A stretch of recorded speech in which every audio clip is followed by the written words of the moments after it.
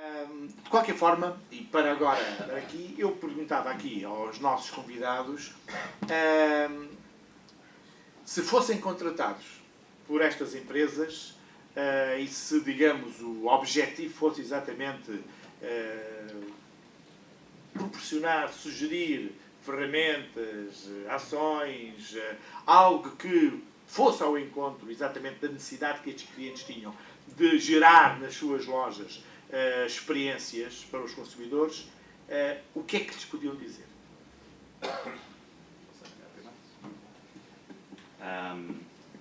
Em primeiro lugar, eu sou suspeito, tenho uma mente matemática, formei-me em engenharia, portanto, tudo que fuja a algum rigor matemático assusta-me, portanto é a minha rede quase de salvação, mas eu diria que, e acho que é o grande desafio das empresas hoje em dia, estamos em pleno GDPR, ou RGPD, como queiram, estamos num momento de caos instalado no marketing, por uma só razão, porque há uma falta de compreensão, já vem de há muito tempo atrás, do que é que são dados, para que é que servem e para que é que eu os utilizo.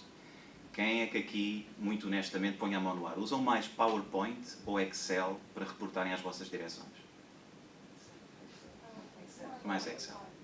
Quem é que daqui era capaz de aceitar um desconto no ordenado de 20% por nunca mais ter que tocar no Excel no resto da vida? Muita gente, talvez. Se tivessem ordenado um bocadinho melhores, talvez. Ou quem é que prescindia, se calhar, de ir numa viagem a Londres para nunca mais tocar no Excel? A razão é que já está mais que provado que o Excel causa cegueira. O olhar para números, o reportar números e trabalhar números que são mais nada do que vai dar. Mais nada do que... Sim. O problema é quando se olha intensamente para números, e a razão é que o ser humano é muito limitado. Se olharmos para um quadro cheio de números, vocês já viram isto no Facebook, aquele quadro cheio de 9 e há um 8, e por mais que procuremos não vemos o 8. Nós não fomos feitos para trabalhar dessa maneira. Somos pessoas sensoriais, somos pessoas de toque, de cheiros, de sensações e emoções, e nós não somos matemáticos, por isso inventámos os computadores, que são ótimos a triturar números. E nós somos incrivelmente maus a ver padrões em números. É uma deficiência nossa enorme. O marketing sempre se baseou na tentativa de analisar o comportamento humano e dali extrapolar ideias para suscitar outro comportamento humano, ou criar, ou fomentar comportamentos humanos. A verdade é que a melhor fonte de informação que todas as empresas, todos os negócios sempre tiveram à sua disposição tem sido literalmente tratado como um déspota, que é, isto é quase um veio de informação que há aqui na minha empresa, mas é uma consequência da minha ação e nunca ninguém viu o rio Douro daquilo que aquilo é. Ou seja, eu congratulo e elogio o marketeer que passe horas por dia nos call centers a ouvir chamadas e a receber chamadas de clientes. Congratulo, tiro-lhe o chapéu. Eu congratulo aquele marketeer que se dá ao trabalho de desenterrar inquéritos do passado, porque antigamente fazíamos muito mais questionários que hoje em dia, porque hoje é muito caro, e hoje em dia tendemos a fazer questionários que são completamente viciados, porque qualquer questionário que tenha perguntas pré-lançadas por nós já tem uma pré-intenção. Quando nós abordamos um ser humano e já vamos com um conjunto fechado de questões, já o estamos a encurralar e já estamos a condicionar em parte a resposta que ele nos possa dar. Dolce Vita Test tem uma admiração enorme pelo shopping e eu participei nas obras do shopping a montar a primeira rede de MUPIs digitais dentro do Dolce Vita Test, portanto eu conheço os bastidores, conheço as partes todas. E ouvir o que vocês estão a contar é refrescante.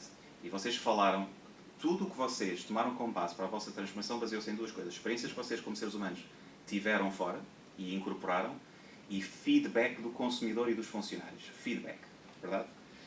Acho que hoje em dia, nós como marketeers não vamos inventar a roda, mas podemos descobri-la nos diálogos dos nossos clientes, nas interações com os nossos clientes. E é aqui que eu acredito que digitalmente, omnicanal, etc. O que é que estamos a falar é conseguir recolher de forma coerente e trabalhável fontes de informação que não é mais matemática e modelos exaustivos que nós nunca mais vamos debulhar ou tratar, mas sim humanizar os dados. Okay? O que o RGPD veio fazer foi criar um medo enorme de recolher dados, de informação. Já há uma confusão tão grande de o que é a preferência de um cliente. Eu não posso guardar a preferência de um cliente. Eu não posso servir melhor o cliente e cria-se aqui uma cegueira histérica. Claramente uma cegueira histérica. Mas o RGPD não veio para destruir a boa relação entre um cliente e um fornecedor. Veio para destruir, na verdade, aquelas relações que são oportunistas, que são as grandes redes de mídia, os grandes oportunistas dos dados, que somente dos dados é que fazem dinheiro e não de proporcionar serviços de valor aos clientes. Okay? São esses que vão ser os primeiros castigados, porque a intenção toda deste quadro legal é para essa finalidade. Saber o que é que agrada a um cliente, voltar a servi-lo melhor, é o melhor serviço, na minha opinião, que lhe podemos prestar. Segundo lugar, meus senhores, vivemos na era das redes sociais. Antigamente, criar um contacto com o cliente era necessário criar um contacto físico na loja, despender 1 hora homem de um operador, de um funcionário a falar com o cliente. Recolher aqueles dados de maneira não adulterada. Receber aqueles dados e introduzi-los numa base de dados no Excel, para depois alguém poder ler. Era preciso vários passos para escutar a voz do cliente. Ou fazer grupos de research e convidar algumas pessoas para lhes entrevistar, que também era válido, mas mais uma vez introduzia o fator de distorção. Vocês sabem porque é que vivemos hoje em dia com o Trump num poder? Porque não há filtros, nem há distorção da mensagem que nos chega. As redes sociais e os mídia não têm filtro e tudo o que nós recebemos temos que agora ser nós os próprios filtros e saber distinguir uma mensagem correta de uma mensagem incorreta. Portanto, as redes sociais, o mesmo que têm de potencial fantástico, têm do potencial negativo. O exemplo que eu dava para a indústria automóvel é, sem dúvida alguma, o produto mais vendido baseado em referral de a experiência de condução, de segurança, de outra pessoa que eu conheci. Eu, quando vou comprar um carro, prefiro que tenha alguém a dizer, não, já tive, já conduzi, isto, aquilo e aquilo. E antigamente nós íamos jantar fora com os amigos muito mais do que hoje em dia. Ou por uma questão de poder de compra, ou porque as redes sociais e a oferta da Netflix dá-nos tanta oferta para dentro de casa e porque recheamos a nossa casa com móveis IKEA e sentimos confortáveis em casa, mas a verdade é que passamos mais tempo em casa, no núcleo fechado social, em que antigamente o núcleo era real e mais alargado. Mas era às mesas de jantar que nós dizíamos, bem, eu comprei um carro, vocês não imaginam. Ou comprei uma bejustra que vocês não imaginam. Ou comprei, também sou fã de e a conversa fazia-se socialmente num restaurante, mas não saía daquele núcleo. Era difícil depois aquela conversa reverbasse para um segundo anel dos amigos dos amigos. Eis que vêm as redes sociais, em que a reverbação faz-se em horas e em que situações como a Encitel e outras empresas, por não gerirem uma insatisfação de cliente, levou a um escalonamento tal que derreteu os alicerces praticamente da confiança para com uma marca. São os exemplos maus. Os exemplos bons, posso pegar no exemplo da TAP. A TAP, como empresa, é incrivelmente, operacionalmente, bastante disfuncional. Tem N problemas, como todos os operadores aéreos. Todos os operadores. Quem é que dizia que num voo teve não sei quantas vezes atrasos? 14 no mês passado, 1 hora. 1 hora. Há sempre insatisfação. Sempre. Sabiam que a TAP tem um grau de satisfação em call center por chamadas que é inferior a 40 e tal %, mas em redes sociais é superior a 97%? Ninguém mudou nada sobre o serviço. As pessoas que vão às redes sociais queixar-se não são metidas num avião prioritário para embarcar a horas, mas são respondidas, são atendidas. E nós, o português, que temos a mania que somos muito importantes, somos, se calhar, da Europa, daquilo que eu conheço, o povo mais humilde que existe, que agradece profundamente quando alguém cumpre com as suas obrigações mínimas para connosco. Cumpram com os mínimos, eu adoro. Se havia povo que devia ser fiel e vergado às marcas, devíamos ser nós, porque somos tão apologéticos, somos tão agradecidos do mínimo. Porquê? Porque fomos habituados a muito menos que o mínimo.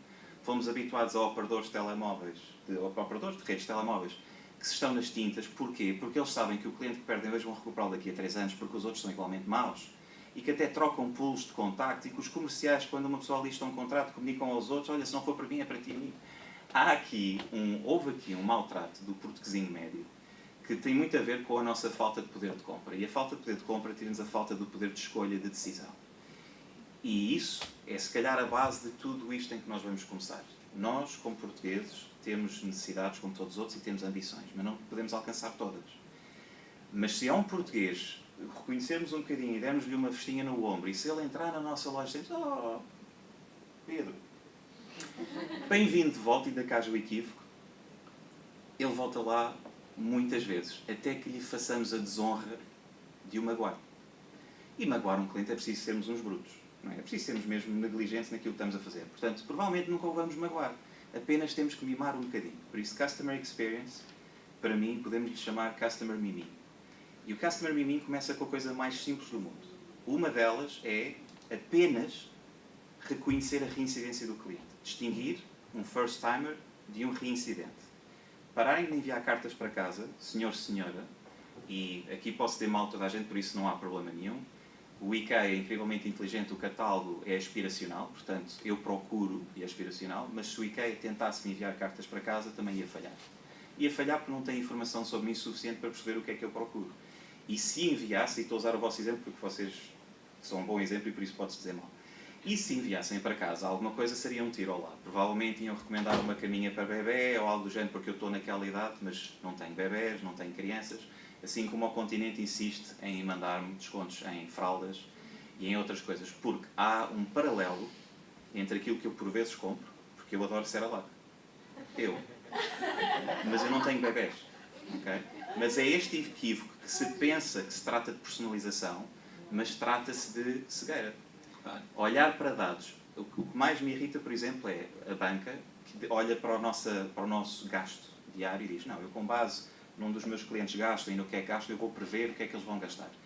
Imaginem ser da McDonald's e com base no que é que o cliente McDonald's consume, o que é que a McDonald's me poderia recomendar? Apenas outro hambúrguer, ou outro molho, ou outras batatas. Jamais iriam dizer: pá, ameijos ao bilhão pato, ele vai adorar. Porque não tem base suficiente, dados, para extrapolar esse tipo de interação. Correto? Por isso, aonde é que há esta informação, na minha opinião, em abundância, onde as empresas podem tactear? É, monetariamente, nada plausível poder questionar os clientes e inquirir os clientes constantemente, até porque já começamos a importuná-los de tantas perguntas que fazemos. Mas nas redes sociais ocorre de forma voluntária não só a reclamação, como a definição de preferências.